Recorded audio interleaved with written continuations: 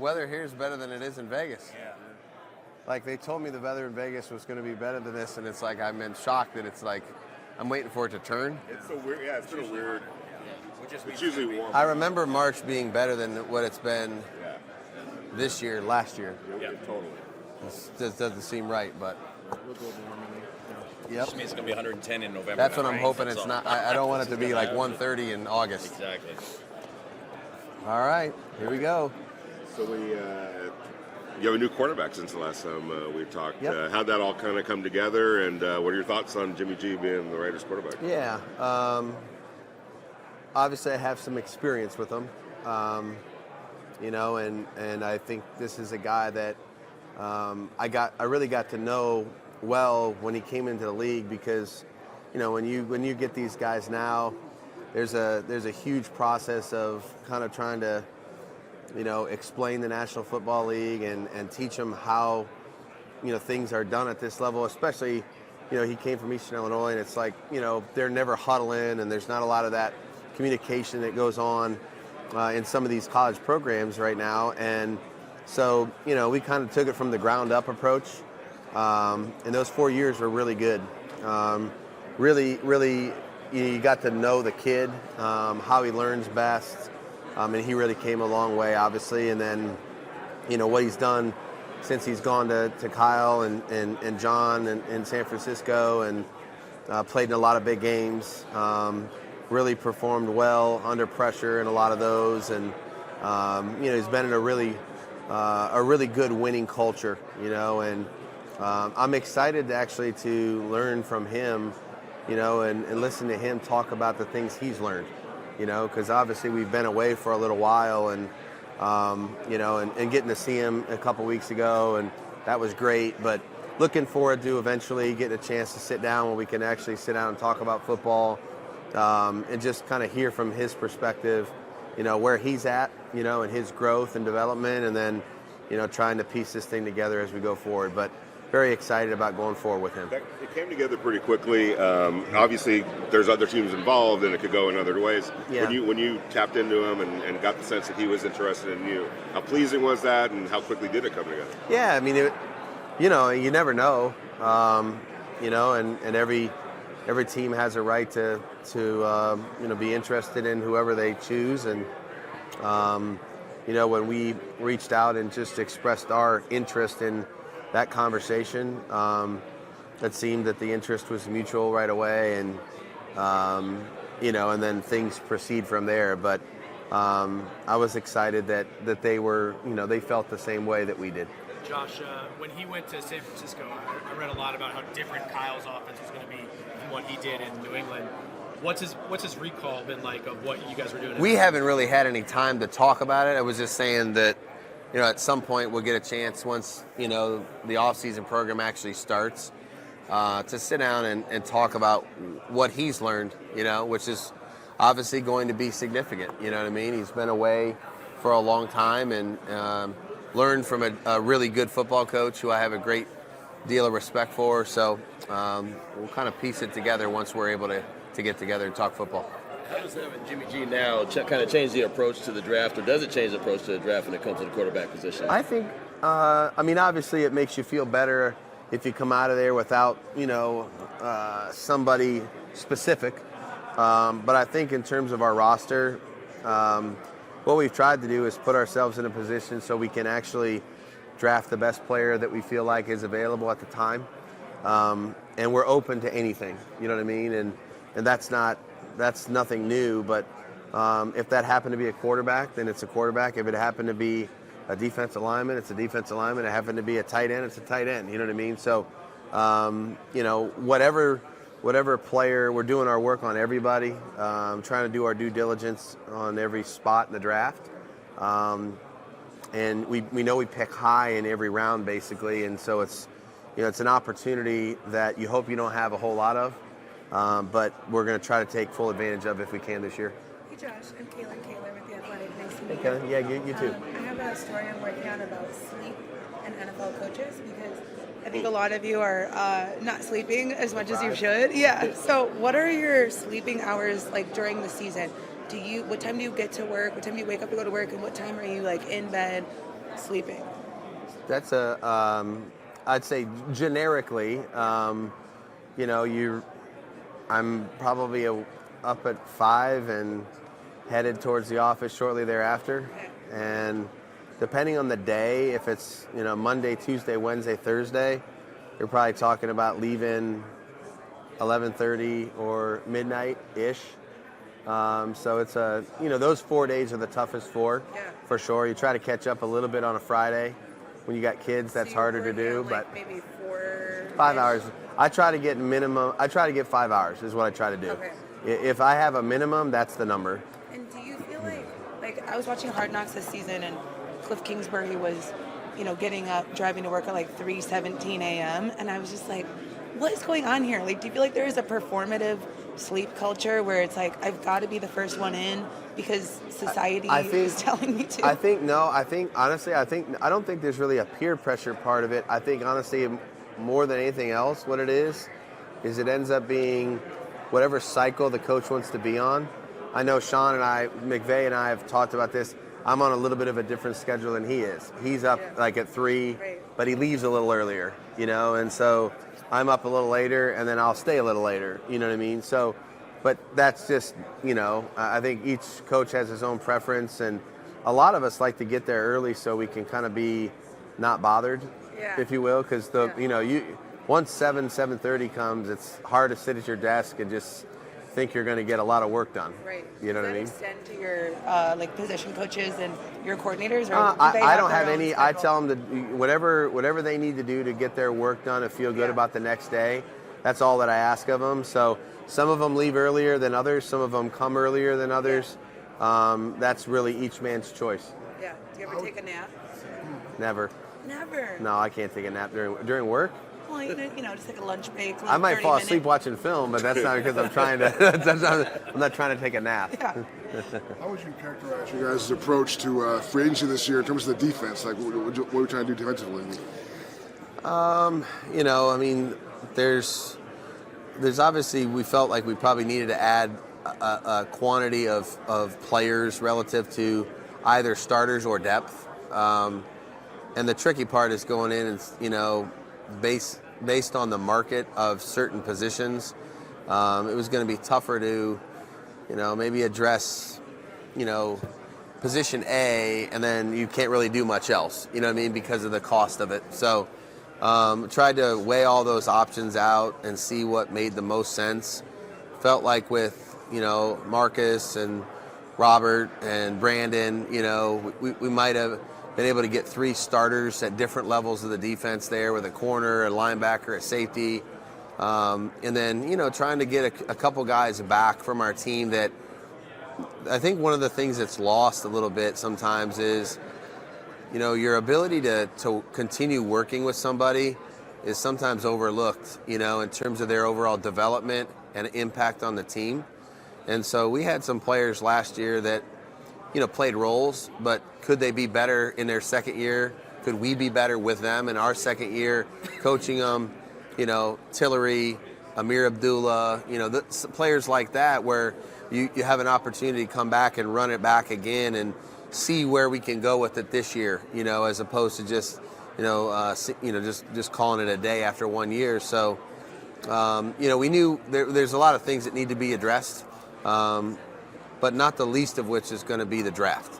You know, the draft's obviously important. We need to draft and put a good young core on our team that we drafted, we developed, and we can continue to work with. We're a little, you know, deprived of that at the moment, but hopefully with this draft, we have a lot of picks, and I would say going forward, if we can try to string together a few of those together, that's really the goal. So the team report cards that the NFLPA put out, they didn't mention every coaching staff, but select coaching staffs, the really good ones and the really poorly rated ones, they mentioned, and yours was mentioned as not using players' times efficiently, and I think it said they felt like you don't listen to them, was what it said in the overview. Did you read that, and what was your reaction to reading that? I heard it. I didn't read the whole thing. I heard it. You know, I'm aware of that. Obviously, those things aren't, you know, you don't like to hear those things. You know, and we have captains meetings every week, and, you know, we'll continue to talk to the leaders on our group.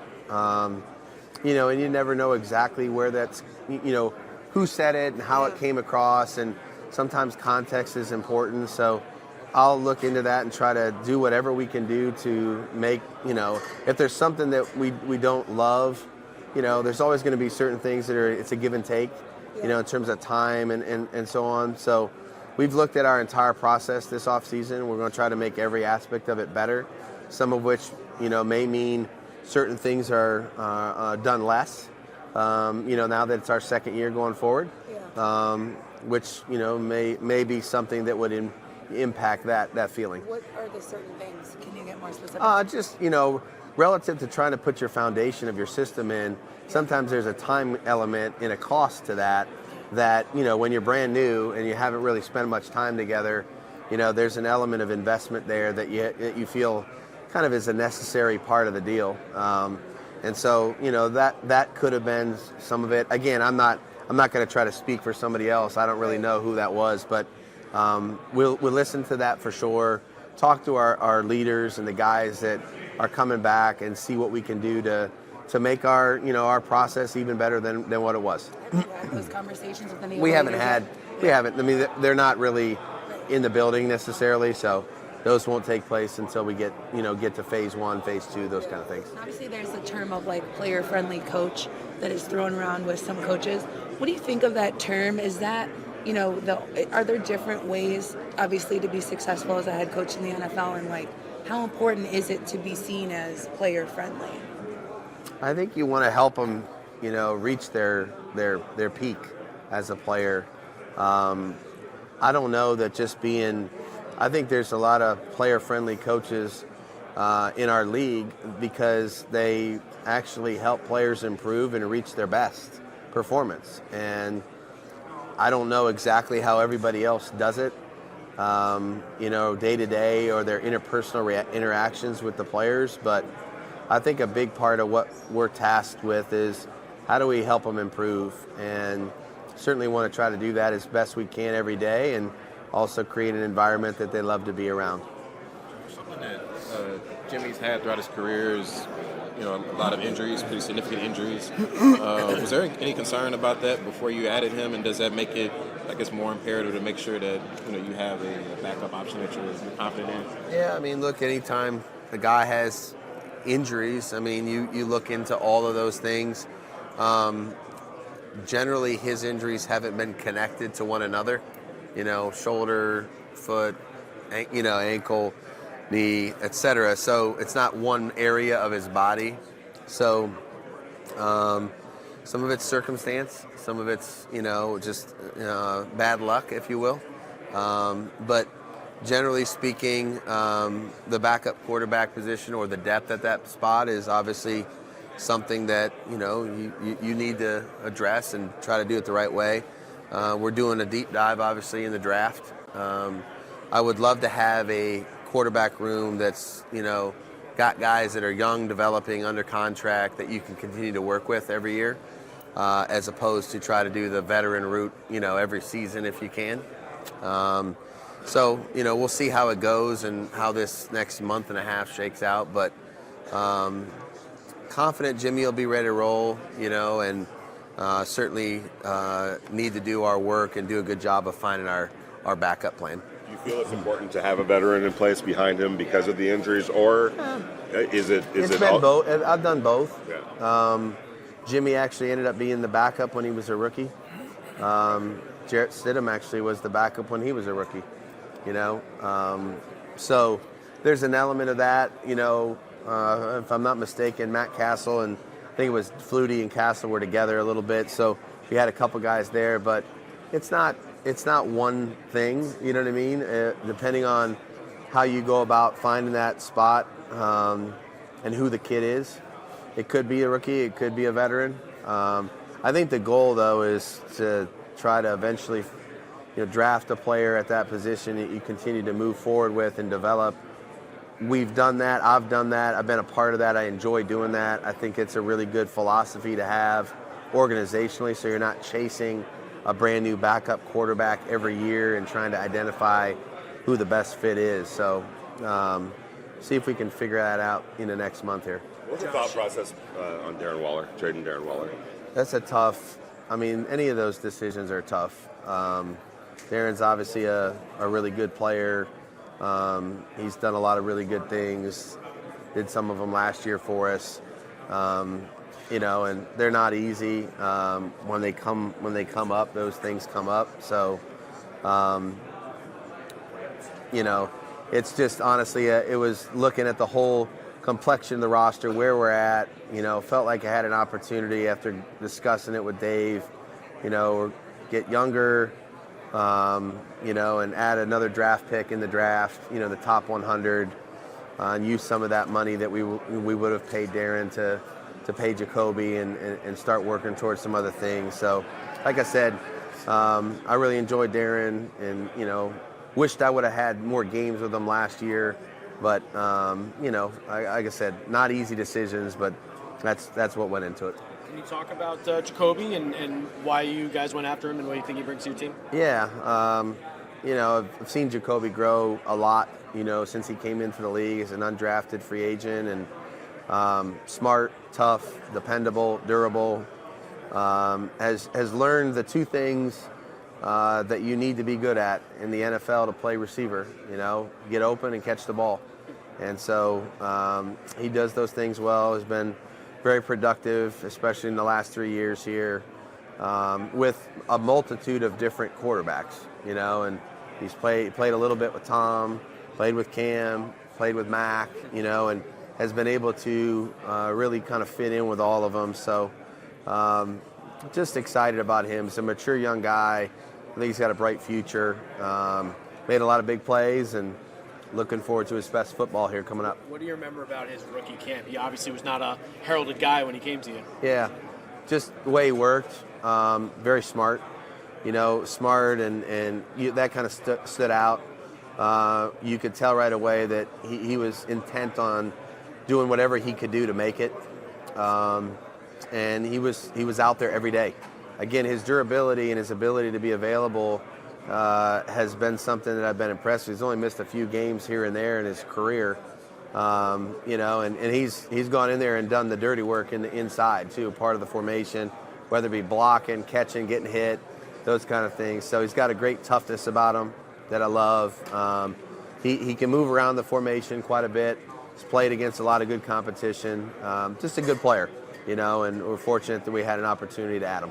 Josh, you guys have nice new facilities in Vegas. How much, if at all, does having those state-of-the-art facilities help your team? I didn't think Mr. D cut a corner on our facility. It's been an incredible place to work here for the last year plus, and every player that's stepped into it basically says the same thing. You know, they remark how it has everything that they need, you know, and all the things that are there are really useful. You know what I mean? It's not just a bunch of fluff. But, you know, everything we have is really for the players to improve and to come to work and have all the things that they need to make themselves the best that they can be. And, you know, just I love our facility. It's a great place to work, and I think our players really enjoy it. Does that give you an advantage at all in free agency or things like that? And is it a real difference from being in an older facility? I wasn't in the older facility. I played in the stadium, and that wasn't, you know, it was historic. It wasn't the prettiest place to be, but I enjoyed my couple times there. I played in it a few times, so that was that. But you know, free agency is interesting because it's not quite like college.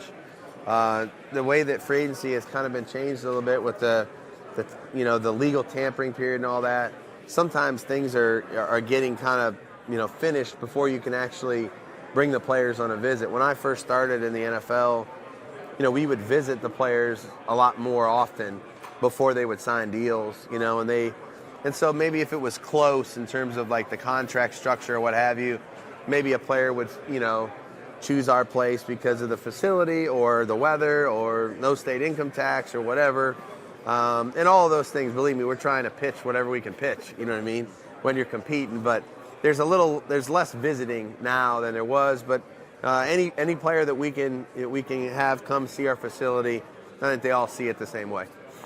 Josh, when you look at Jimmy's numbers in the red zone over the years, they're pretty high up there, compared to his contemporaries. And then also how you guys have rearranged the offense. How much of the red zone and being more efficient, getting more juice out of that, goes into some of those decisions? Yeah, I mean, we had opportunities last year, and again, there's a lot of things we can do better from last season. We've tried to go through our entire process and be critical of ourselves and what we've done and how we can improve it.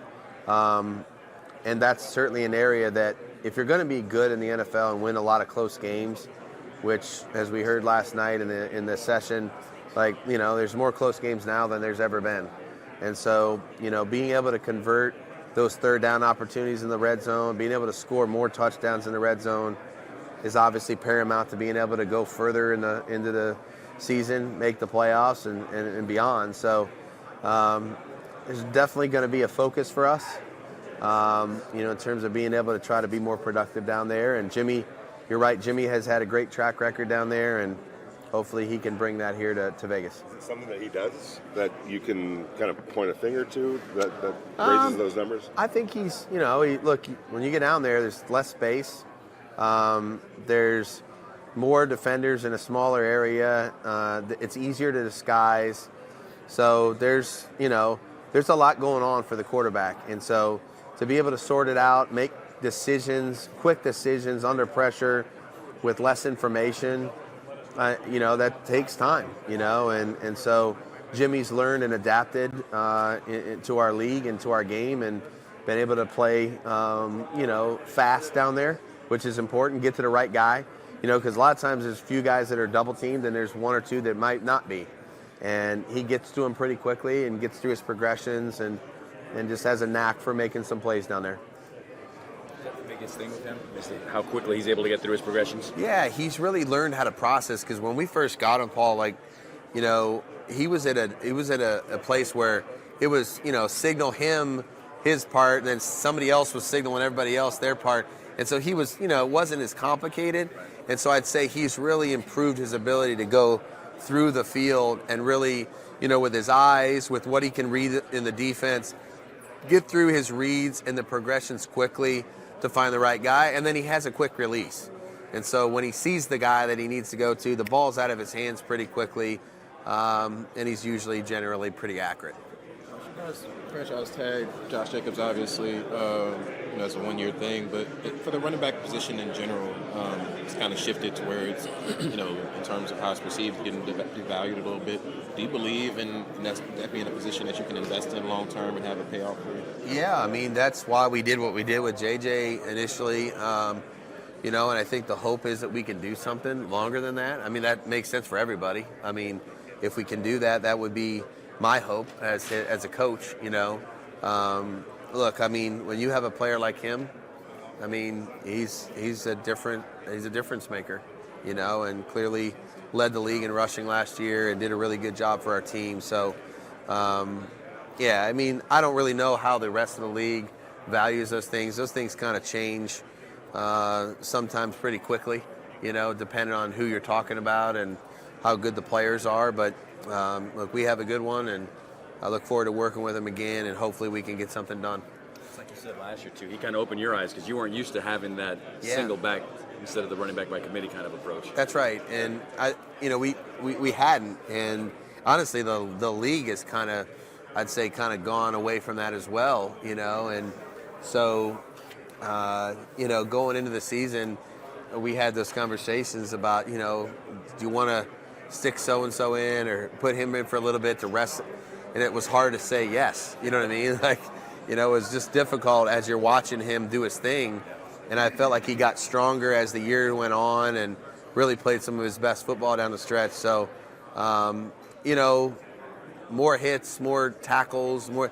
Maybe we need to do a little bit more proactive help in the backfield. But certainly when you have a guy that's as talented as he is, that changes your thought process for sure. Josh, sometimes when fans see you move on from your quarterback, you move on from Darren Waller, is this a retool? Is it a rebuild? I know it's semantics, but they look at things like that. What would you characterize this with you guys right now? I'm excited. I'm excited about going forward. We know a lot more now than we did 12 months ago.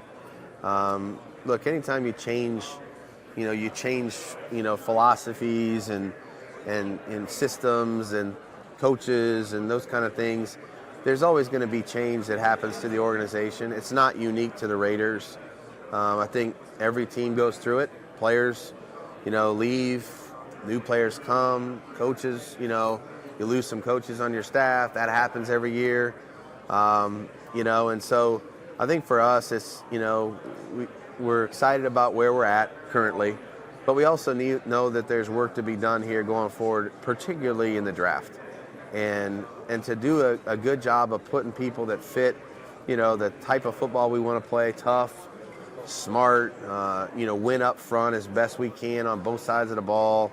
We need to get more explosive as a football team. We're in a lot of close games. And so when you look at those close games, there's a chance to win them. And so what are the things we need to do to try to get over the hump?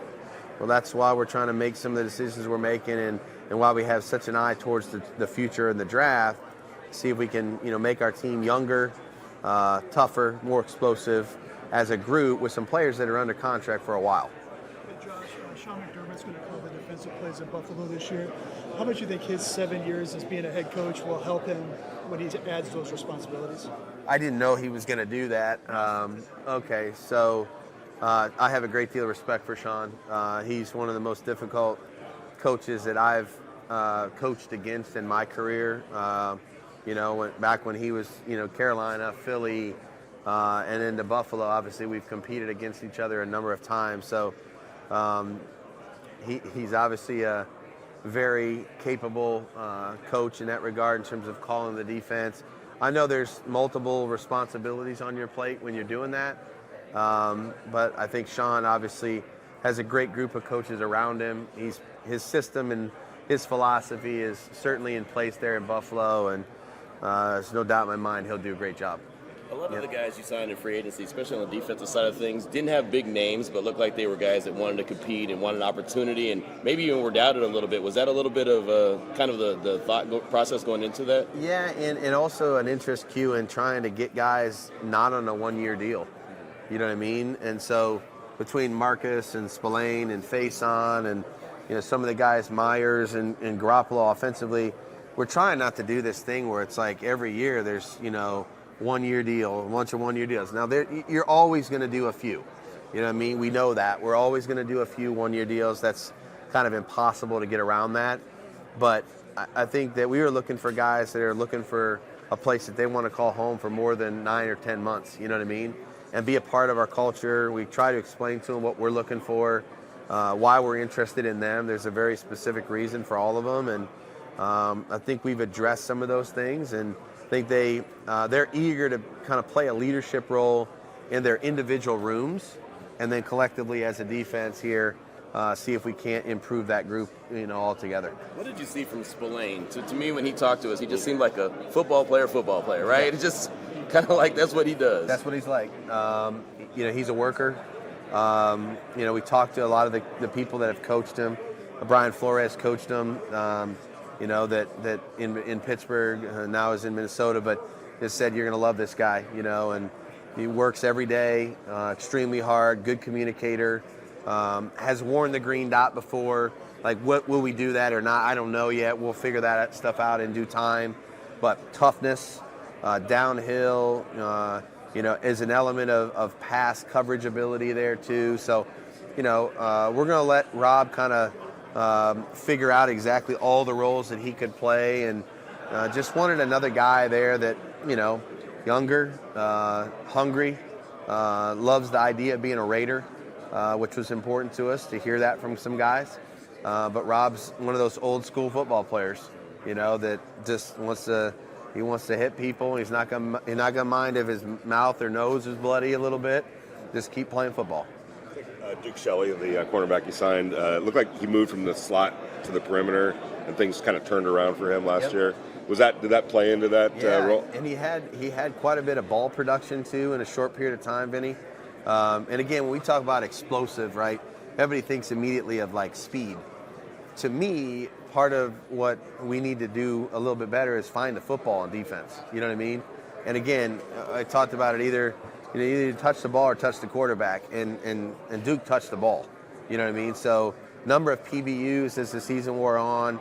He's got that kind of explosive nature to his game.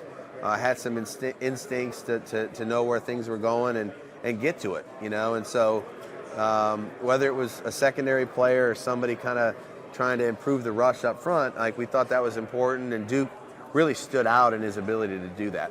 Does Long kind of fit that category as well? Long's a little bit longer player, no pun intended.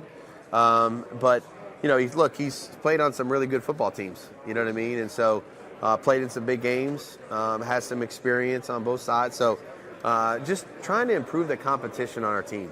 We think that competition improves everybody. We're not afraid of it. I don't think the players in our locker room are afraid of it. You know, it just forces you to bring out your best every day. And so we felt like at corner we were kind of young and, let's just say, raw, and we trying to improve that group with some competition as much as we can, and see if we can't possibly add to it in the draft as well. Chatter about flex scheduling Thursday night games. I'm curious, from a coach's standpoint, what your initial thoughts are and the questions you might have about that. You know, initially I would say, I don't get into the, you know, if it's better financially for the league or anything like that, because that's way above my pay grade.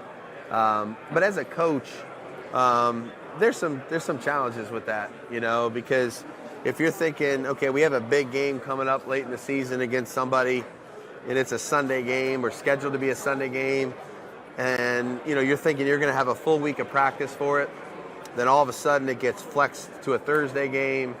Now all of a sudden you really don't have much practice at all for it. You know, could it impact the actual quality of the game or the outcome possibly? I mean, maybe. So I think there's some consequences that we might run into eventually if they choose to do it, that could change some things, the dynamic for us. And obviously, you know, if you flex somebody else, you know, to Thursday, and then you're the team they play afterward, now you gave them 10 days to prepare for you late in the season. So there's a lot of different things that I'm sure that everybody will go through and try to figure out. But look, we'll play them whenever they tell us to. They flexed this last year to Saturday. We play it on a Saturday. So whatever it is. We'll do whatever the league says is our responsibility to play and coach. I just think there could be some inherent challenges with it if they do it. All right, guys, we're going to wrap it up. Thank you. Thank you, guys. Appreciate you.